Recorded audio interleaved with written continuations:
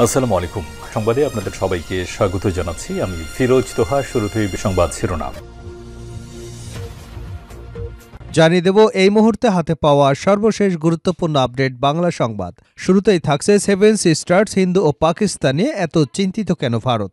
গণঅভ্যুত্থান পরবর্তী বাংলাদেশের ভারত বিরোধী একটা অবস্থান এবং এর প্রকাশ দেখা গেছে। ভারতের সেভেন সিস্টার্সকে টার্গেট করে বক্তব্য হুঁশিয়ারি সোশ্যাল মিডিয়ায় প্রচার হবার পর উদ্বেগ এবং উত্তেজনা তৈরি হয়েছে ভারতে। এদিকে ভারতীয় গণমাধ্যম এবং সামাজিক যোগাযোগ মাধ্যমে সংখ্যালঘু ও হিন্দুদের উপর হামলা এবং অত্যাচারের নানা রকম অপতথ্য গুজব ব্যাপকভাবে প্রচার হতে দেখা গেছে। এবারে জানাবো, বর্তমান সরকার ব্যর্থ হলে বড় বিদ্রোহ হবে জ্বালানি উপদেষ্টা। যদি অন্তর্বর্তী সরকার ব্যর্থ হয় তাহলে অনেক বড় বিদ্রোহ হবে বলে জানিয়েছেন বিদ্যুৎ ও জ্বালানি উপদেষ্টা মোহাম্মদ ফাউজুল কবির খান। জানাবো, আওয়ামী দূষিত লোকদের প্রশাসন থেকে বিতাড়িত করা সরকারের দায়িত্ব। বাংলাদেশ জামায়াতে ইসলামের নায়েবে আমির অধ্যাপক মুজিবুর রহমান বলেছেন, গত ১৫ বছরে আওয়ামী লীগ দলীয় লোকজন ব্যতীত সাধারণ জনগণকে কোনো নিয়োগ দেয়নি। ক্ষমতা দখল করে রাখতে এই নিয়োগপ্রাপ্তরা সাবেক প্রধানমন্ত্রী শেখ হাসিনাকে সহযোগিতা করেছে। আওয়ামী লীগ ভেবেছে দলীয় লোকদের নিয়োগ দিলে তাদের ক্ষমতা চিরস্থায়ী থাকবে। এবারে থাকছে, এখন আমরা ভারতের চোখে চোখ রেখে কথা বলতে পারছি রুমিন ফারহানা। বিএনপির আন্তর্জাতিক বিষয়ক সহ সম্পাদক ও সাবেক সংসদ সদস্য ব্যারিস্টার রুমিন ফারহানা বলেছেন, ডক্টর ইউনূসের সরকার আমাদেরকে নানাভাবে গর্বিত করেছে।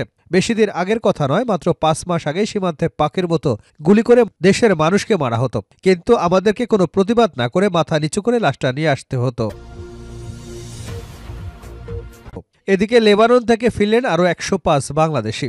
যুদ্ধ বিধ্বস্ত লেবানন থেকে আরও ১০৫ জন প্রবাসী দেশে ফিরেছেন। বৃহস্পতিবার দিনগত রাতে তাদের বহনকারী ফ্লাইট শাহজালাল আন্তর্জাতিক বিমানবন্দরে অবতরণ করে। এবং সর্বশেষ জানাবো, বাংলাদেশি পর্যটক না আসায় শিলিগুড়ির ব্যবসায়ীরা হতাশ।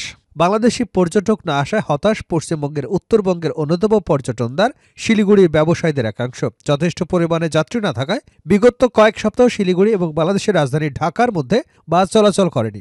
যাত্রী না মেলায় বাসের টিকিট কাউন্টারগুলো ফাঁকা পড়ে আছে। বর্তমানে ভারত থেকে তেমনভাবে কেউ বাংলাদেশে যাচ্ছেনও না। এতক্ষণ শিরোনাম শুনছিলেন, এবার বিস্তারিত। প্রিয় দর্শক, আপনি যদি এই চ্যানেলে নতুন হয়ে থাকেন, ভিডিওটি দেখতে দেখতে চ্যানেলটি সাবস্ক্রাইব করে আমাদের সঙ্গে থাকুন। আর এই ভিডিও সম্পর্কে আপনি আপনার মূল্যবান মতামতটি কমেন্ট বক্সে জানিয়ে দিন। আর হ্যাঁ প্রিয় দর্শক, জানিয়ে দিন ভিডিওটি কোথা থেকে দেখছেন। সেভেন সিস্টার্স হিন্দু এবং পাকিস্তান নিয়ে এত চিন্তিত কেন ভারত। ১৯৭১ সালে ভারতের পার্লামেন্টে পাশ হওয়া নর্থ ইস্টার্ন কাউন্সিল অ্যাক্টের অধীনে উত্তর পূর্বাঞ্চলের ৭টি অঙ্গরাজ্য হল আসাম, নাগাল্যান্ড, মণিপুর, মেঘালয়, অরুণাচল প্রদেশ এবং ত্রিপুরা ও মিজোরাম। ভারতের মূল অংশের সঙ্গে সরাসরি সংযোগের ক্ষেত্রে বাধা ভূমি বেষ্টিত দেশটির উত্তর পূর্বাঞ্চল। বিশাল অঞ্চলটি ভূমি বেষ্টিত হলেও বাংলাদেশের সন্নিকটে।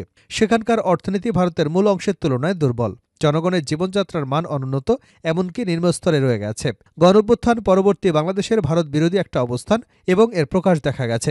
ভারতের সেভেন সিস্টার্সকে টার্গেট করে বক্তব্য হুঁশিয়ারি সোশ্যাল মিডিয়ায় প্রচার হওয়ায় উদ্বেগ এবং উত্তেজনা তৈরি হয়েছে ভারতে। এদিকে ভারতীয় গণমাধ্যম এবং সামাজিক যোগাযোগ মাধ্যমে সংখ্যালঘু হিন্দুদের উপর হামলা, অত্যাচারের নানা রকম তথ্য উপাত্ত এবং গুজব ব্যাপকভাবে প্রচার হতে দেখা গেছে। তাছাড়া ত্রিপুরার আগরতলায় বাংলাদেশের সহকারী হাইকমিশন কার্যালয়ে হামলার পর ব্যাপক ক্ষোভ সৃষ্টি হয়েছে। ঢাকার বিভিন্ন রাজনৈতিক দল সংগঠন আলাদা আলাদা কর্মসূচি দিয়েছে, প্রতিবাদ বিক্ষোভ করেছে। এছাড়া বাংলাদেশের সঙ্গে পাকিস্তানের সম্পর্কের গতি প্রকৃতি ভারতের দৃষ্টি আকর্ষণ করেছে, কারণ বর্তমান সরকারের সময় পাকিস্তান থেকে সরাসরি পণ্যবাহী জাহাজ বাংলাদেশে এসেছে। ভারতের উদ্বেগ কোথায়? ভারতের ওপি জিন্দাল গ্লোবাল ইউনিভার্সিটিতে আন্তর্জাতিক সম্পর্কের অধ্যাপক শ্রীরাধা দত্ত বাংলাদেশ নিয়ে গবেষণা করেছেন বহু বছর ধরে।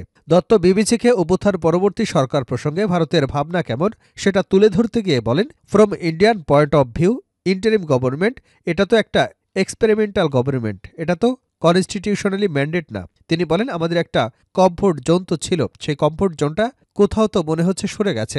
আওয়ামী লীগ চলে যাওয়াতে আমাদের মেইন দুর্বলতা হচ্ছে যে আমাদের যে সিকিউরিটি কনসার্নগুলো অন্য কেউ বুঝবে কিনা সেটার একটা হিস্ট্রি আছে। ধরুন ২০০১ থেকে ২০০৬ সেই সময়ের কথা বলছি।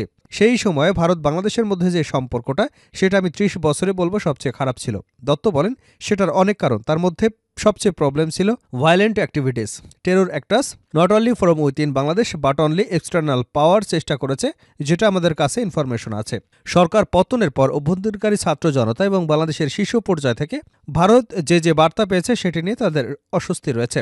আওয়ামী লীগ সরকারের আগে ভারতের নর্থ ইস্টে ইনসার্জেন্ট অনেকগুলো ক্যাম্প তৈরি হয়েছিল উল্লেখ করে মিস দত্ত বলেন, একটা আশঙ্কা তো আছে।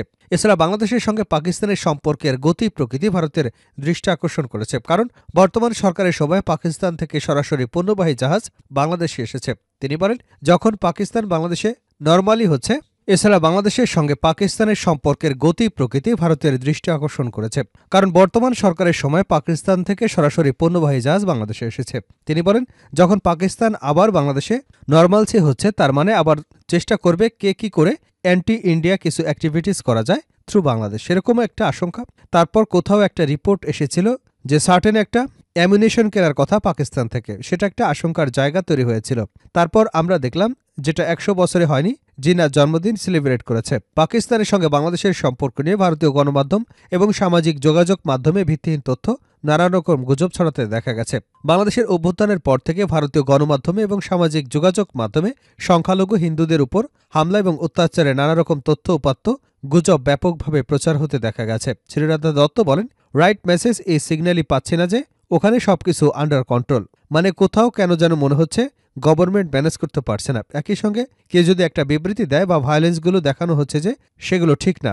আজকাল যেটা হয়েছে প্রবলেম, সোশ্যাল মিডিয়াতে তো বন্যা বয়ে যাচ্ছে চারিদিকে। তো দেশের মধ্যে সম্পর্কে টানাপোড়েন নিয়ে শ্রীরাধা দত্ত বলেন, ধর্ম নিয়ে যেটা চলছে সেটা খুবই স্পর্শকাতর। বর্তমান সরকার ব্যর্থ হলে বড় বিদ্রোহ হবে, জ্বালানি উপদেষ্টা।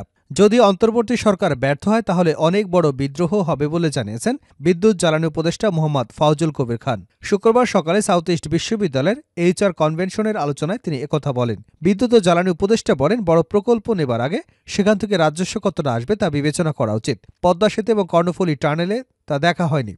এজন্য এসব প্রকল্প থেকে রাজস্ব আয়ের চেয়ে খরচ বেশি হচ্ছে, যা অপচয় বলে মন্তব্য করেছেন তিনি। ফাউজুল কবির খান বলেন, আওয়ামী লীগের আমলে প্রকল্পগুলোতে দুর্নীতি হয়েছে, কারণ সরকারের কর্মকর্তারা এর সঙ্গে জড়িত ছিল। সাধারণ চাকুরির জন্য বিদেশ থেকে লোক নিয়োগ দেওয়া হবে কিনা জানিয়ে তিনি আরও বলেন, বিদেশি এবং অভিজ্ঞদের নিয়োগের ক্ষেত্রে দেশের সকল সেক্টরে হিউম্যান রিসোর্স কম রয়েছে, তাই বিদেশিদের শুধু বড় পদের জন্য বিবেচনা করতে হবে।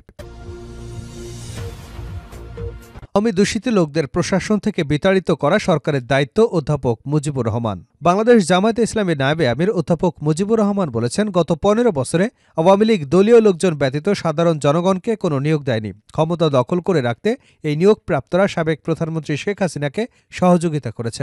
আওয়ামী লীগ ভেবেছে দলীয় লোকদের নিয়োগ দিলে তাদের ক্ষমতা চিরস্থায়ী থাকবে, কিন্তু এদেশের জনগণ সেটা মেনে নেয়নি। জনগণ আওয়ামী লীগকে বিদায় করে অন্তর্বর্তী সরকার গঠন করেছে। এখন অন্তর্বর্তী সরকারের অন্যতম দায়িত্ব হচ্ছে আওয়ামী দূষিত লোকদের প্রশাসন থেকে বিতাড়িত করা। অধ্যাপক মুজিবুর রহমান বলেন, আগে সংস্কার পরে নির্বাচন। ছাত্র জনতার অঙ্গীকার, কিন্তু কেউ কেউ সংস্কারের আগে নির্বাচনের জন্য লাফালাফি করছে। যত লাফালাফি করা হোক না কেন, সংস্কারের আগে নির্বাচন দেওয়া হবে না। ছাত্র জনতা ক্ষমতার পরিবর্তনের জন্য জীবন এবং রক্ত দেয়নি। ছাত্র জনতা রাষ্ট্রের প্রয়োজনীয় সংস্কার করে একটি গ্রহণযোগ্য নির্বাচনের জন্য জনগণের সরকার গঠন করতে জীবন এবং রক্ত দিয়েছে। তাই সংস্কার ব্যতীত নির্বাচন দিলে ছাত্র জনতার প্রত্যাশা পূরণ হবে না। এখন আমরা ভারতের চোখে চোখ রেখে কথা বলতে পারছি রুমিন। বিএনপির আন্তর্জাতিক বিষয়ক সহ সম্পাদক ও সাবেক সংসদ সদস্য ব্যারিস্টার রুমিন ফারহানা বলেছেন, ডক্টর ইউনূসের সরকার আমাদেরকে নানাভাবে গর্বিত করেছে। বেশি দিন আগের কথা নয়, মাত্র ৫ মাস আগেই সীমান্তে পাখির মতো গুলি করে মানুষকে মারত, কিন্তু আমাদেরকে কোনো প্রতিবাদ না করে মাথা নিচু করে লাশটা নিয়ে আসতে হতো। তিনি বলেছেন, তিস্তা প্রকল্প থেকে শুরু করে ফেনী নদীর পানি, ব্যবসা বাণিজ্য, ট্রানজিট সুবিধা সহ সবকিছু ভারতের মর্জিমতো হতো। কিন্তু এই সরকার আসবার পরে আমরা ভারতের সঙ্গে চোখে চোখ রেখে কথা বলতে পারছি। প্রণয় ভার্মাকে কল করতে পারছি, আমরা সারা কুককে ডেকে কথা বলতে পারছি। আপনার যে রিপোর্ট পেশ করবেন সেটা সত্যের অপলাপ মাত্র।